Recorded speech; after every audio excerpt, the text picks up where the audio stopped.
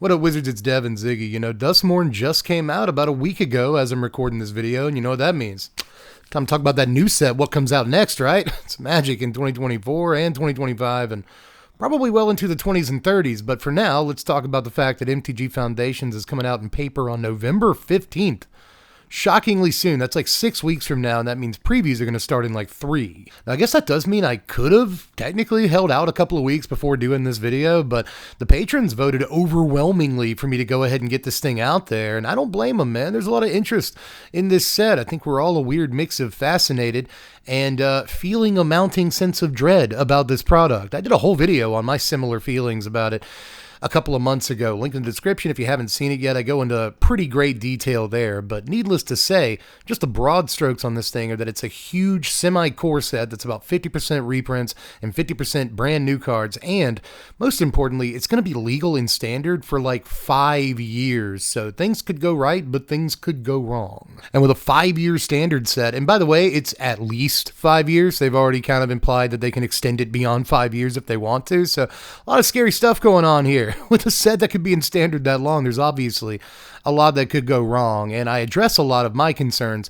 in that aforementioned video. But today, instead of talking about my fears, we're going to talk about my hopes. It helps to be optimistic sometimes. So today, my top 25, yeah, I know patrons voted for a top 10, sorry about that. I couldn't help myself. There's a lot of stuff. Top 25 cards that I want to see reprinted in MTG Foundations. And I'm your favorite Magic Channel's favorite Magic Channel. Best believe that the professor go bananas for my deck tech. And we're back. Let's go ahead and launch into it. I don't want to waste too much of your time because we've got 25 cards to talk about. We're going to talk about all the things I think they might work with in standard, and then turn around and tell you with a straight face I don't think they would be broken in that same format. So that's a whole day's work right there.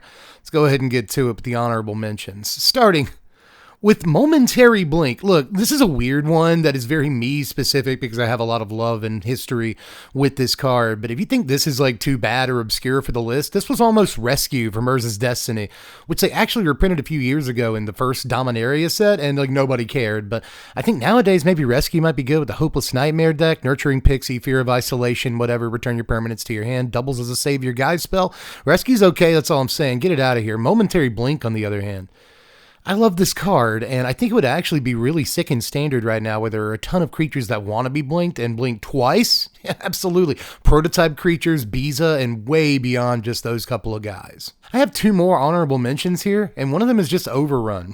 This is another one that isn't like the highest impact card in the whole world, but Wizards does feel obligated to put an Overrun effect in like every set or every other set, mostly for the limited environment. And I think it'd be nice if in Foundations the Overrun effect was just Overrun. With that original art from Tempest and a nice little retro frame, ooh, you could do, just in general, not just for Overrun, but like a white bordered retro frame. That'd be great if you did that for this set. But anyway, yeah, I just really like Overrun. I think it's one of the best Overrun effects of all time. They keep trying to remake the wheel here, and Overrun was good enough. I think it's just right for a core set. But my final entry in the honorable mentions as we zoom through these is Shivan Dragon and Company. I've gotten written down in and Company over here because we'll get back to Shivan in a second. Any of these, like Sarah Angel, obviously an iconic creature in Magic history. Maybe Sindra Vampire, this freaky little vein-licking guy over here. I've changed the art for this card a few times since this one came out, but I'd actually like to go back to the original art, maybe, you know, see that Douglas Schuler or Melissa Benson art in like a modern frame, or again, even a retro white bordered frame. I'm just saying it's my idea. It's a good idea though. I just want to see these in packs again, and it's a very selfish desire from a very old man at this point, but these were parts of my formative Magic experience, and it would make a lot of sense if in a set that was supposed to be foundational to the Magic experience, these cards showed up in some capacity. Let's move to the actual list here, because number 25 is yet another creature from base set, actually, but this one used to strike even more fear into my heart than a fire-breathing dragon or a righteous angel, and it's just a little hippie guy. Just this little dude over here. He's all about love, peace, and discard beats on turn 1 back in the day. This is actually part of one of the most feared kitchen table turn 1s in the history of Magic, if not the most feared. Now, alongside a Dark Ritual, this little dude taught a lot of us back in the day that sometimes Magic just isn't fair. at all, right? But ironically, I think this dude would be way more fair in today's Magic, you know? He's been reprinted already a few times in like 9th edition and Magic 2010, which was a while back, but he didn't break standard then because he no longer had Dark Ritual, and he won't have Dark Ritual nowadays, don't worry. Dark Ritual is not in this video, even I'm not that dumb. You're not going to see a whole lot of cards like that in this video, because this isn't really a video about what cards I think would be most broken in Standard, although there is a little bit of that. On this list, we'll talk about cards I think would be great in Standard because they go in this deck or another. If you're here for that content, it's coming up, don't worry. But especially for like my number 25, you know, I get a free slot here or two, you know what I mean? These are mostly going to be about cards that I think would be cool to have in my core set for various reasons beyond their competitive gameplay uses. Like, sure, you could put this in the current mono black discard deck that's going around on Arena, but I think you've got better 3-drop options than this. This is going to come down on turn 3 and die to cut down towards the tower, shock, whatever kind of effect like that. And it's probably never going to do anything for you. I'd rather play Thoughtstalker Warlock a lot of the time, and I'm totally serious about that. I'm not sure Hypnotic Spectre has the punch that it once did, but it doesn't have to.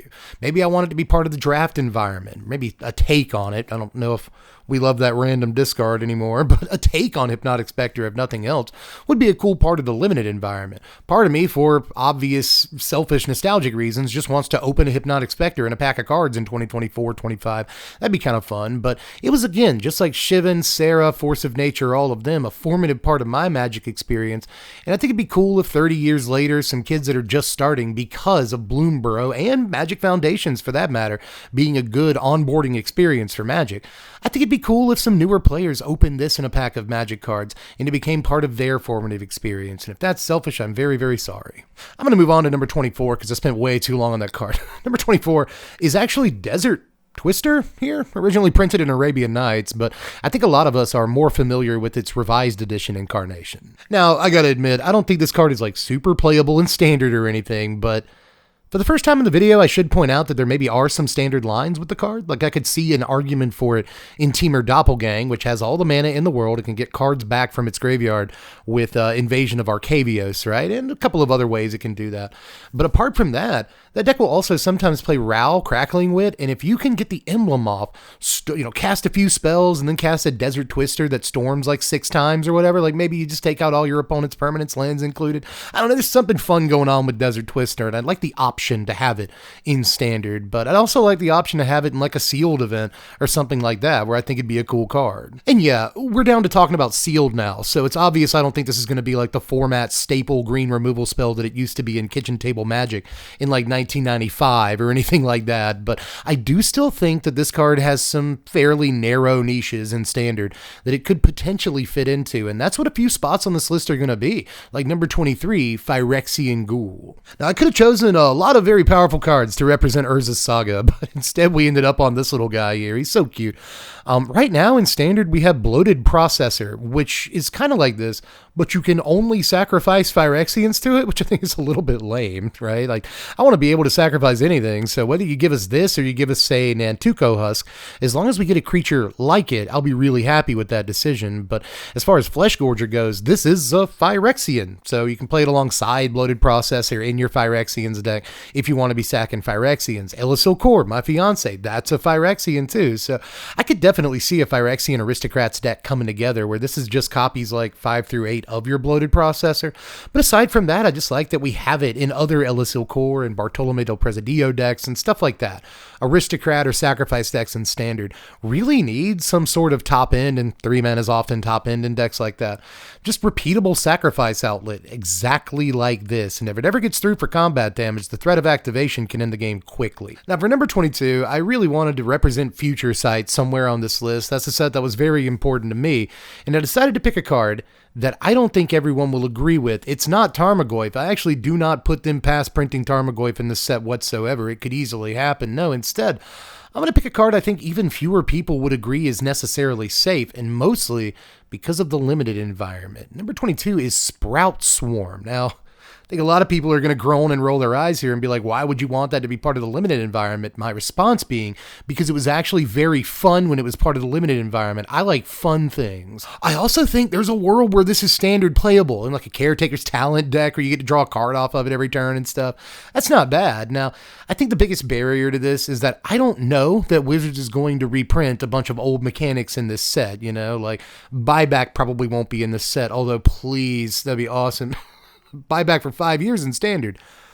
I'm not too convinced of, but like our next entry is going to be like evoke guys. Like that's probably not going to happen either. So specialized mechanics like this, I don't necessarily see showing up, but if they were just like one-off inclusions or even as part of a whole buyback theme or something, I think it'd be cool to have Sprout Swarm back for various reasons, both yes, limited, but also even yes, standard. I could see it happening. Now, I've already kind of teased number 21. It's Mole Drifter and Shriek Maw. You can give us both. You can give us one or the other.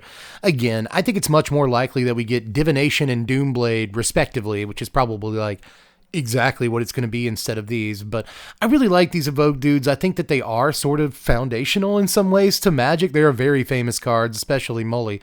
Over Agent Molder over there. It's a good card. Everybody knows about Mole Drifter. But honestly, the one that I want to see replaced or given back to us the most is Shriek Maw, even more so than a card like Mole Drifter. You know, anybody can draw 2 cards, but a body that removes a thing, that's so much better. Like maybe Necrotal from Visions. We used to call him Jafar back in the day. Or you could even do like Ravenous Chupacabra, just reprint that card. That's one of the cleanest versions of this effect that you've ever made. I'd be pretty happy with that. But ultimately, I just want some form of removal on a body.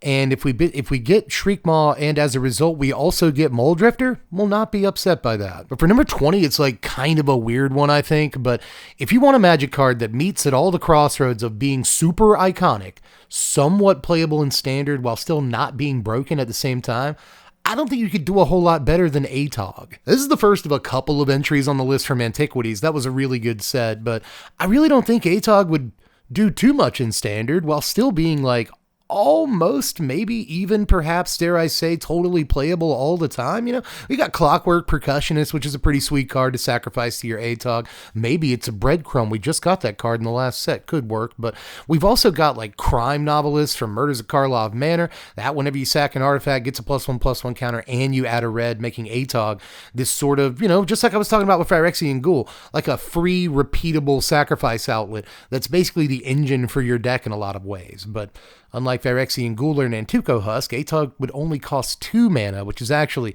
this massive difference. Plus, we have all these like tokens floating around, right? Like map tokens and treasure tokens and clue tokens and whatever. There's like a billion artifact tokens in standard, like right now, and Atog can eat all of those. And he didn't even have artifact tokens to eat back in the day, and he got iconic, so I don't know what he's going to be doing nowadays. I just feel like in the right deck, if they let Atog through, he just eats like 2 map tokens and a Clockwork Percussionist, and he might as well go ahead and eat Eurobrass Forge too, because he's going to win the game. But I don't think, famous last words here, that any of that is like too dangerous for standard or anything. I think Atog is a more than fair card, and one that would actually be like really fun to see pop up again. Now for number 19, I am representing the what I believe is the most recent set on the whole list. It's Ravnica City of Guilds. Can you believe this came out less than 2 full decades ago? That's brand new. Come on. What's this baby set doing in here? Well, I really love this set, and so do a ton of Magic players. So how did I choose to represent it? Probably with the other card that you will groan and roll your eyes over and be like, Dev, why would you want this? I have my reasons. It's Glimpse the Unthinkable. I know. Please don't click away from the video. Because, yeah, Mildex could totally play this card in standard, and that would be like a thing. It would absolutely be a thing. But you know who else could play this card? It says target player mills them 10 cards, not your opponent. So you could target yourself. In your Abhorrent Oculus deck, this puts enough cards in your yard to cast Oculus on the next turn. That's kind of neat, but it also really helps out the Squirming Emergence deck. That deck is already Sultai.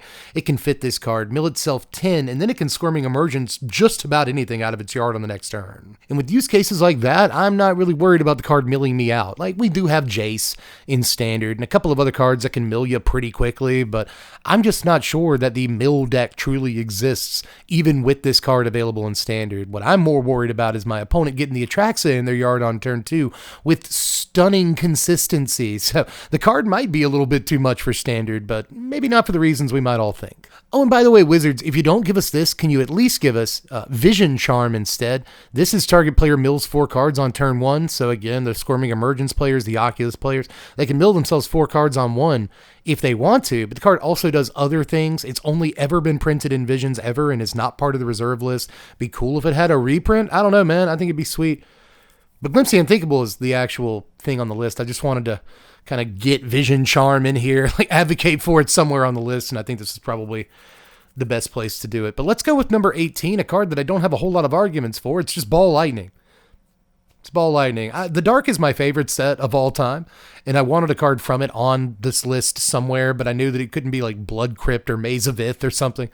If those madmen actually reprint Maze of Ith, I'll be happy. I don't know that I will be. It's one of my favorite cards of all time. Do I want it in my Standard? I don't think so, but I will gladly take Ball Lightning in my Standard. Thank you very much. Bottom line is, and I'm going to revamp some of these arguments a little bit later in the video, you'll see, is that I'm not sure this card would be that powerful in Standard right now either. I mean, you can play this on turn 3 and attack for 6, or in your mono red deck, you could simply kill your opponent on turn 3 most of the time, rather than worrying about playing this card in the first place. But I do think some mono red decks would absolutely take a 6 power haster on 3. And I know that this looks potentially dangerous with like Helping Hand in the format, you know, but even if you do like Helping Hand a Ball Lightning into play on turn 2 and hit your opponent before they cast their second, go. And I know that this looks like kind of dangerous with Helping Hand in the format, but counterpoint, it's not actually that busted at all. Like, sure, you can Helping Hand a Ball Lightning into play on turn 2, hit your opponent for 6. Maybe turn 3, you can even do it again, and you've hit him for 12 whole damage. The problem is, it's turn 3, you've cast 2 Helping Hands, and you probably don't have anything on the table. I think a lot of decks could pretty easily keep up with that, so I'm just not too scared, even by, like, powerful synergies that exist with the card in Standard. I really don't think the Ball Lightning would be broken or busted or even really that feared at the end of the day in light of other stuff mono red is doing right now. Now, my number 17 is Icy Manipulator. Originally printed in base set, yeah, but I am much more fond, I have to admit, I'm sorry, old school Magic players, of the Ice Age Amy Weber art. I know that there was a huge debate when this art first came out. I'm old enough to remember that because I am a fossil. I am a dinosaur. I was around for it. When this card came out, everyone was mad about this artwork, but 25 plus years later, I am very old. I am dust. I can't picture early Magic without this artwork having existed. So good job, Amy. As usual, you always do a good job. But still, Icy Manipulator wouldn't break anything either if it was printed. It's been printed in a few core sets too since the old days and hasn't done much in Standard. But again, I'd like this as part of the draft environment, and I would even like it in a couple of my Standard decks. An Oops All Colorless build if I'm trying to do a meme, but there's plenty of artifact heavy builds that might like this, you know. Simulacrum Synthesizer into this on the next turn is actually sort of appealing a little bit. You know, you can lock down your opponent's biggest creature for the rest of the game, or in some cases, more importantly, you can lock down lands they control, which is always the subtle, sneaky, secret best mode on an Icy Man. Now, number 16 is where we take a hard turn into playable stuff. You know, no more of this wimpy, like, well, I think it'd be good to get it in a pack, and I like that about it. No, none of that. These are all cards that I think would be very powerful, and in some cases, I think people in the comment section will think that would be far too powerful. Especially number 15, but we got to do 16 first. It's Goblin Grenade. Look, I got to do, Fallen Empire's got to be on here somewhere. And I'm not memeing out and doing Phalids or Homerids, although Phalids, maybe.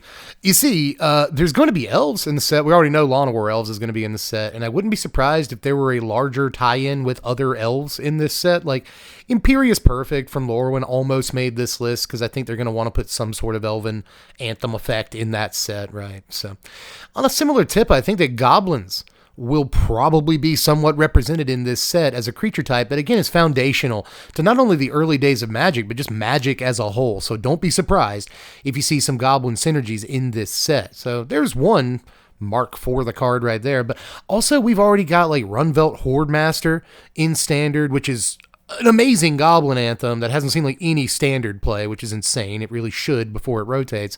Another reason I think Goblins will be in this set, but also imagine a Goblin Grenade with, say, a Cacophony Scamp. You know, you got a couple of Anthem effects out, or maybe you've been able to boost the Cacophony Scamp's power in some way or another. You sacrifice it to your Goblin Grenade, and you're able to do, I don't know, like 56 damage all at one time. It's totally possible. So, I don't know, man. I think Goblin Grenade could be a good one, and a real way to set off like an actual competitive Goblins deck in Standard. Now, my number 15 will never happen, and I actually think that it's in some ways the most powerful card on my entire list, and it's honestly a little comparable to Goblin Grenade, but I think it's obviously a million times better. My number 15 is Shrap Blast. The reason I put this on the list is because it won't happen.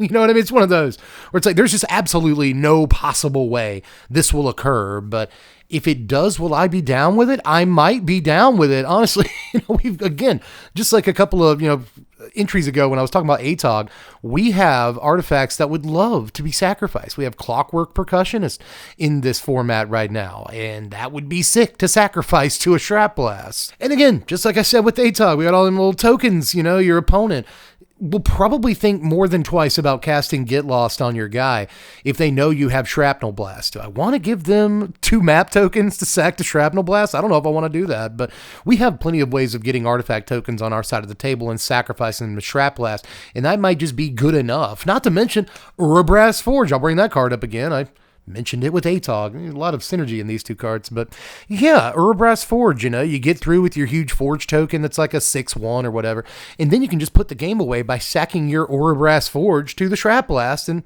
finishing things off. I don't know, man. I think the Shrapnel Blast has an argument for Standard, but all of those arguments kind of make it look a little bit too strong. Number 14 is the OG manlands, I guess we can call them. Creature lands from Urza's Legacy, right? Things like Fairy Conclave, Treetop Village. There are more, I guess. Spawning Pit, Spawning Pool, the black one. It's basically a Drudge Skeletons. The white one's a 1/5, Nobody cares about the red one. Get to encampment. It's 2/1 first strike for 2 mana. But anyway, the ones that I care about most, the ones we cared about the most back in the day, were definitely Conclave and Treetop Village in, control decks and stompy decks respectively. And these would still be decent Standard. And yeah, we'd have more than one cycle of creature lands in Standard if they did print these, but I really don't think that would be too much of a problem, to be honest. I think it'd be just fine. And number 13 is actually a card that I'm not convinced would see Standard play, but I do think it's always a powerful option to have around. It's Fires of Yavimaya, representing Invasion here on the list. This was a feared card. People were terrified of Fires of Yavimaya back in the day, but nowadays a 3 mana everything gets haste effect is a little bit slower than you necessarily want to be in Standard. But that said, there's been plenty of times I've been building decks in the last 5 years on Arena where I would have really taken a, global to my side of the table haste effect. I mean, back just a few years ago, Rhythm of the Wild. This is a Rhythm of the Wild. I used to love doing that joke. And I got the chance to do it a lot because that card was in a lot of decks, So effects like Fires of Yavimaya have actually been somewhat powerful in decks over the last few years in Standards. So I don't put it past seeing some play or another. Again, I wanted more or less exactly this effect dozens of times building decks in the last half decade here. So I could see it seeing some amount of play. Haste on everything is powerful, but the ability to pop it and give your unblocked guy +2/+2 is pretty righteous as well, and can just end games depending on what combat looks like. So Fires of Yavimaya was very, very good back then and brought aggro to the forefront of competitive play for the first time in a long time. Right now, we're in a situation where aggro kind of is at the forefront of competitive play. For all intents and purposes, we're all still fighting through mono red leyline and stuff like that, but in the face of mono red leyline, I don't think this would be the poster child, the face of aggro anymore, but I do still think it would have things to do. Number 12 is kind of a tricky one. It's Seismic Assault, originally printed in Exodus. I love Exodus, by the way. This is not the only Exodus card on the list either. Tempest Stronghold Exodus, Mirage Visions Weatherlight, that 2-year block of sets.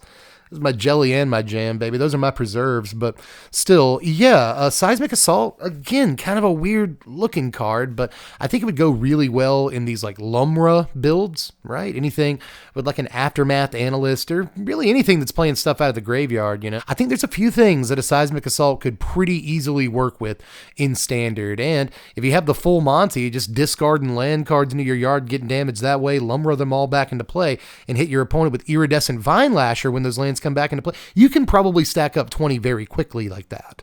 Let's move on to number 11, the old honorable mention for the top 10. I have not sacrificed a thing in too long. You know, not since Atog have I sacrificed a thing. So let's talk quickly about Goblin Bombardment. Again, love me some Tempest. Would love to see this card back. Now, we know in Foundations that we're getting a new like Blood Artist or Zulaport Cutthroat, an effect like that. You know, what is it? Blood Witch, something like that. Vengeful Blood Witch. Nailed it. I remembered. Thanks, brain. And truthfully here, in the last couple of years, ever since Elsil Core came out, I have spent a great deal of time trying to build a workable sacrifice deck in Standard, and it always falls just short. And in my opinion, I think we may need a piece like Goblin Bombardment to make that deck work. I don't think it's going to work without a piece like this, and so I hope we get one like it. Or just that'd be fine too. But we are in the top 10, everybody, and let's go ahead and start it off with a controversial one no one's going to agree with. I think like 3 of you might, but I think you could print Pillage into Standard. They probably won't. I think this is one of those that it's like very unlikely to happen. But right now, not only do we have important artifacts like Synthesizer, especially Urabrass Forge that we got to be on the lookout for, but there's lands too, like Mirex and Fountain Port and all these creature lands. Even if we don't get, you know, new creature lands printed in Foundations, there are creature lands that we currently have to worry about in Standard. And it'd be nice to have something other than Demolition Field or whatever that can actually deal with important lands on the other side of the table. And I think Pillage is a pretty good answer.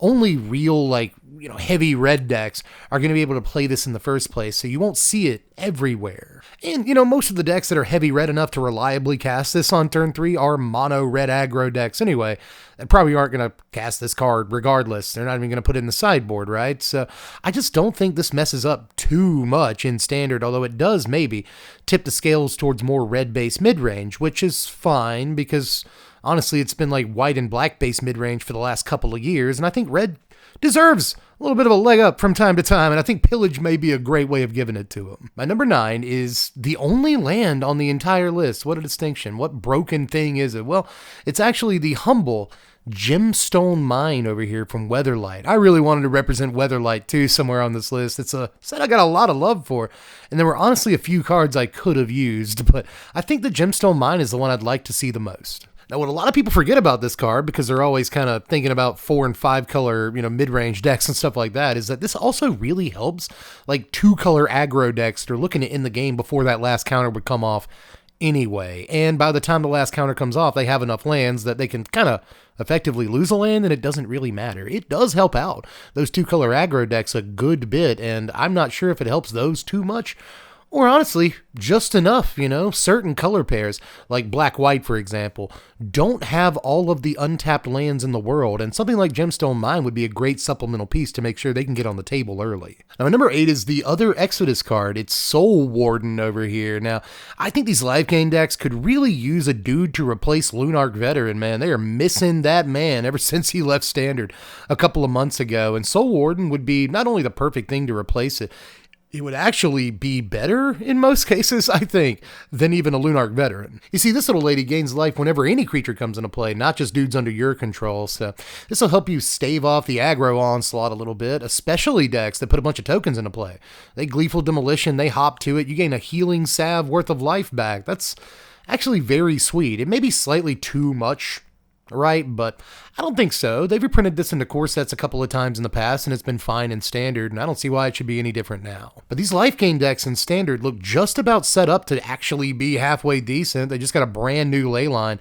All they need is another way of actually getting like reliable life gain on the table on turn 1, right? All they have right now is like Case of the Uneaten Feast, and that's it. So if they had, effectively 8 copies of that card in their deck, I think they'd be able to get off and running a lot more consistently, and that's what cards like Soul Warden are for. My number 7 is kind of weird to see all the way up here this late in the list, but it's Prosperity from Visions, originally part of the Prosperous Bloom combo deck from like the 98 World Championships or something. This is part of a legendary combo deck, but I'm not saying that we should give Cadaverous Bloom and squandered resources back to it. I just want the card Prosperity. Is that too much to ask? Well, it might be. You see, the bad part of Prosperity is that it also gives your opponent cards. Back in the old Prosperous Bloom deck, it didn't care because your opponent wasn't going to get another turn anyway. Who cares if they get a bunch of cards? In today's day and age, you can turn their drawn cards into a fireball on your end in a couple of like pretty easy ways. Grix's deck could play both Sheldred the Apocalypse. That's the easy one. But we also just got like Razorkin Needlehead or something like that in Duskmourn. And that also is an Underworld Dreams. It deals the damage whenever your opponent draws a card to your opponent. So seems like that would be pretty sweet to have either one or both of those in play when you actually resolve a Prosperity. I guess this also works with Quasar and Pioneer, if you wanted to know. But mostly in Standard, I just like the idea of Sheldred into Prosperity. I probably win. Like, you take 8, it seems okay. So I like the idea of Prosperity and like memey weird Sheldred combo decks, but I also just kind of like the idea of Prosperity being an available card to play in Standard in general. My number 6 is Spirit Link. I'm reaching all the way back to Legends for this one, but again, I think a lot of us are probably more familiar with the 4th edition Spirit Link, which is the one I saw put on my creatures all the time. That's right, your opponent will often put this card on your creatures because it effectively bestows lifelink. If you put it on one of your guys, yeah, it's pretty cool. But if you put it on one of your opponent's creatures, it's kind of a 1-mana pacifism, like a little bit. You know what I mean? Like, they can still block with the guy, but you're going to gain that life. They can still attack with the guy, but you're going to gain the life, so it basically cancels itself out, right? That's a neat thing for a card to be able to do for a single mana, especially on an aura, which is especially like relevant at this very moment when 1-mana auras are really good in the blue-white or really white-X Enchantress deck, right? We just got Optimistic Scavenger as a sweet little 1-drop that helps whenever you put like enchantments into play. We got Ethereal Armor, so that deck is really looking for good 1-cost enchantments or auras right now, and I think this is a pretty sweet one, man. Aside from Sheltered by Ghosts, this is another one that allows you to put effective lifelink on your dudes, which that deck is always looking for. But in your downtime, your clown time, or when you don't have creatures in play but you don't want to die or whatever, just attach it to one of your opponent's creatures and don't take damage from that man. So I don't know, I think Spirit Link would actually be a pretty cool callback for one specific deck in Standard. I'd like to see it again. Now, my pick for number 5 is what I believe is probably the most broken card to put into Standard. I think if you put this card into Standard, it would probably be a mistake. But, sometimes you want to see what happens. That's all I'm saying. My number 5 may seem innocuous, but I don't think it actually is. It's Library of Ling. It's probably fine to have Library of Ling in a Standard where discard is actually a real deck, right? Nobody's going to have like 20 cards in their hand, right? No, as soon as you have Library of Ling as an option, people will have 20 cards in their hand. It just kind of happens. That follows this card wherever it goes. At the end of the day, it's just a little 1-mana artifact. That's all, right? It's not that big of a deal. It's not huge. Come on. Why are you so scared of that, Dev? Trust me. I think that I've just had enough experiences against this card, seeing my opponent hold more than half their deck in their hand across the table from me. That makes me a little bit frightened by it, but at the end of the day, I'm just not convinced it would be that good, but playable enough.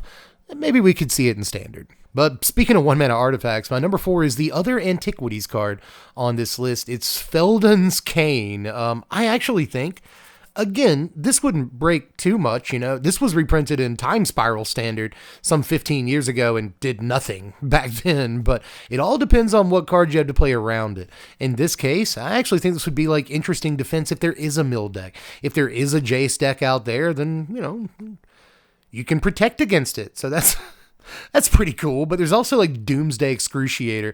So if you cast a Doomsday Excruciator, get everyone down to 6 cards left in their library, and then just pop a Felons Kane, I'm pretty sure you're you're more likely to win that game than anybody else. You know, Kane has always been one of those effects that's like obviously powerful, but not too powerful for just about any environment. I don't think that would be any different in standard, you know. This would probably mostly be like a sideboard card, and even then, I kind of have to strain to see where it's a sideboard card, like what deck plays it as a sideboard option. But there are probably a few out there, a few visionaries, a few revolutionaries who could find something to do with a card like Felons Kane newly available in standard again. But we made it to my top 3, everybody. Number 3 is Fireball. And look, this is like slightly complicated, honestly. Fireball is like way more complicated than it has any right to be. So I'm not sure if they'll release exactly this version of an X spell, but I just want a classic X spell. It can be Earthquake. It can be Hurricane alongside Earthquake. It has to be, they come together. They're a package deal. But anyway, I'd take Blaze from Portal and a bunch of other core sets above, you know, or not necessarily above, but instead of Fireball. But I kind of just want the original Fireball more than I want any of those. I don't think that it's like too hard to get, that it costs 1 more to target for each target beyond the first, and the damage gets rounded down. That's it. That's the whole card, man. That's pretty easy, honestly. I think that Wizards has said a couple of times, they're like, the card's a little too complicated. It's not. It's super easy to understand, honestly. I would just love to have any huge X spell not named World Souls Rage in standard right now, because we just don't have a whole lot of those, and they've always been like one of my favorite kinds of spells. Right now, if you're like mono red burn and you want to play an X spell, your best choice is Song of Totentance. Can we please fix that? So just give us back something like this, and I'll be happy, and I'll stop ranting about it. My number 2 is also extremely dangerous. Fireball's not, but there's been a couple of cards that have been dangerous on this list, and I actually think there's a reason why they wouldn't print number 2, but I still think you could make a case for a reasonable printing of Zurn Orb, and it wouldn't be too cracked. Right? Are you throwing tomatoes at me right now? I can't tell. I think that maybe Zurn Orb is another one that, like, that's a powerful card. That is, in fact, a very spicy meatball. And this could, all things considered, be the most dangerous idea to reprint on this whole list. Especially, I'll say it one more time, I'll bring these guys up. We have Aftermath Analyst in Standard. We have Lumra in Standard. So you float all your mana, you sack all your lands, you gain 10, 20 life, whatever it is, and you just get all the lands back. And you sack them again for more life if that's what you want to do. You know, it's just, Zurn Orb seems particularly good in Aftermath Analyst decks right now, if nothing else. But that might be all it has to be good in. You know, also decks like Life Gain that might want to be above a certain life total for leyline activities, or maybe they just want to trigger the Life Gain mode a bunch of different times so they get triggers and other things, you know. Like Zurn Orb can help you just sack all of your lands and get, 5, 6 Life Gain triggers, put the game out of reach right then and there. So, yeah. Do I think Zurn Orb is a little bit nasty, a little bit dangerous? Do I think it was actually restricted way back in the day? It no longer is, but there was a point where this card was restricted in competitive tournament play because it was so powerful.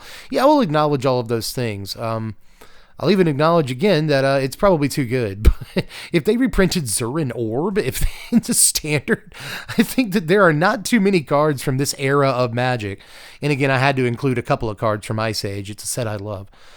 There are not too many cards from this era of Magic I would be more excited to see in a deck of Magic, packs, or a deck of Magic, a pack of Magic cards. I can't even speak.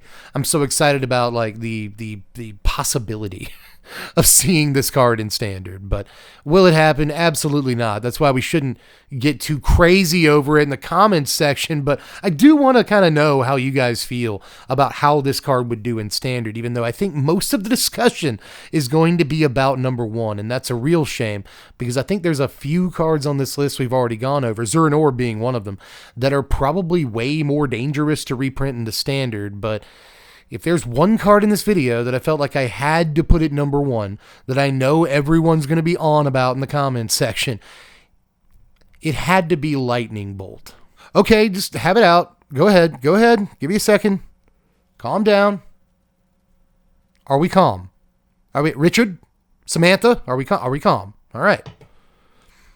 I don't think this would actually be that crazy in Standard. I don't. I know that we have Shock already, and we have Lightning Strike. And if I had to guess, we're going to get one of or both of those cards in Foundations. They'll probably just do that. They're cowards, and it's fine. Sometimes they should be cowards for the better of Magic playing kind, right? I don't know that you want to go out of your way and print Lightning Bolt in this set, but do I think you could get away with it and it wouldn't be too nasty? Yeah. 100%. You see, right now, every single mono red deck in the format has effectively cut Lightning Strike. You'll see them on Arena from time to time, but when it comes to what finishes in tournaments, what gets 5-0s on MTGO leagues, what places in standard challenges, the actual decks that influence the build of mono red that we see in competitive Magic right now, they have all cut Lightning Strike, and the vast majority of them are down to 2 shocks. If they play shock at all, there are a ton of decks that are on literally 0 burn spells right now. Most of the leyline builds have cut all the burn from their decks because, you know, everything that's not a creature or a land in their deck basically has to be a pump spell. And with that in mind, they just can't fit stuff like Lightning Strike or Shock into their deck. And that is probably the absolute best build of mono red right now is Slick Shot, Monastery Swiftspear, Heartfire Hero, Cacophony Scamp, and like 20 burn, pump spells, 0 burn spells. And that is not a mono red world that's really hospitable to a card like Lightning Bolt. Look, again, will this card see print? Probably not. You know, there's plenty of control-ish or mid-range decks that would love to have, 3 damage for 1 mana to any targeted instant speed. That's going to kill most things in the first few turns of the game. But that said, a cut down or a go for the throat or a lay down arms or an Elspeth Smite, all cards we already have access to will also kill most things on the first, 2 to 3 turns of the game anyway. And finally, if nothing else, I think that burn does deserve to exist in standard, and it hasn't in like over a decade at this point. It feels like, I've been doing this channel for a while and there hasn't been a strict burn deck in standard like the whole time, like a good one that finishes tournaments and stuff, and right now we have good options in burn, still not a thing. We have Lightning Helix, Lightning Strike, and Shock all in standard, along with cards like Stoke the Flames and a bunch of other burn spells. It does nothing. So the addition of Lightning Bolt, I don't think will push that deck over the top and make it the best deck in standard, but if you can play 4 Lightning Bolt, 4 Shock, 4 Lightning Strike, 4 Lightning Helix, then I think you've actually for once got a workable burn deck going. Not a broken one, again, but like a good one, and I think that that's okay. Now, at the end of the day, I can shout from the rooftops, I can proselytize and argue and debate with you as much as I want to about this card. I don't think I'm going to change too many people's opinions on whether or not it should be playable in standard. I think a lot of you are going to say absolutely not, and I think Wizards, at the end of the day, is also going to say absolutely not. There's a very low chance they actually print this card into MTG Foundations. That said, sometimes the folks at Wizards are absolute mad lads, loons, the people over there, and you never know what they're going to do to try to sell packs or generate nostalgia or whatever it is. So again, I see a 95% chance that there's just no way this card is in Foundations, but it's at 5%. It's at 5%. You never ever know, do you?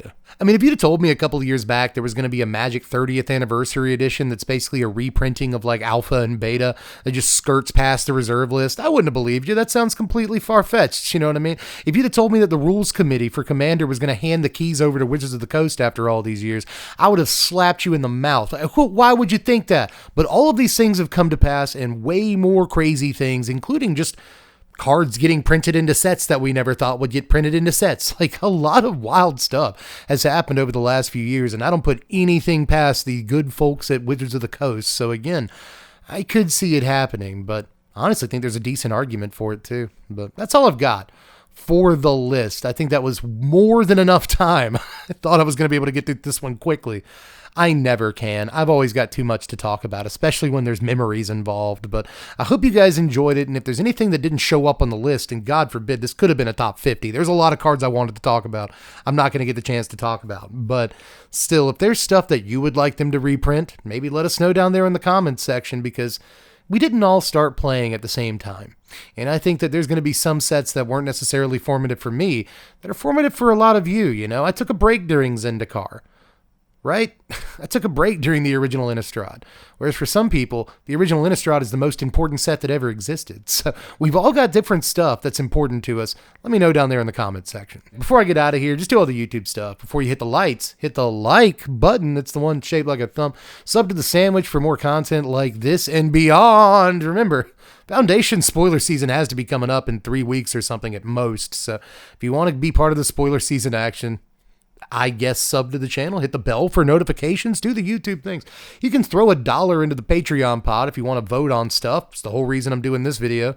The patrons voted on it. I think I'm worth $1 a month. It really helps out around here. But that's it, folks. No matter what Foundations turns out to be, it's actually kind of the set that I am low-key most excited for this year. I really liked Bloomborough. Already can't wait to go back to Bloomborough. Already one of my favorite planes in the history of the 30 years I've been playing Magic, or almost 30 years. I love me some Bloomborough, and in a lot of ways it's the best set of the year. But again, low-key, I am putting a lot of stock on, Foundations being a huge, important, good set that can set the tone for the next 5 years and bring a lot of new players in. So I have expectations for the set, to say the least. I think it's going to be a good one. So stick with the channel for preview season and all the other content. But for now, I guess I'll go ahead and let you go, because it's about Itsky Lewitsky. Allski Kowalski. So I'll catch you cats later. I'm Deb from The Place. Thanks for watching, Wizards. Spread love and be kind.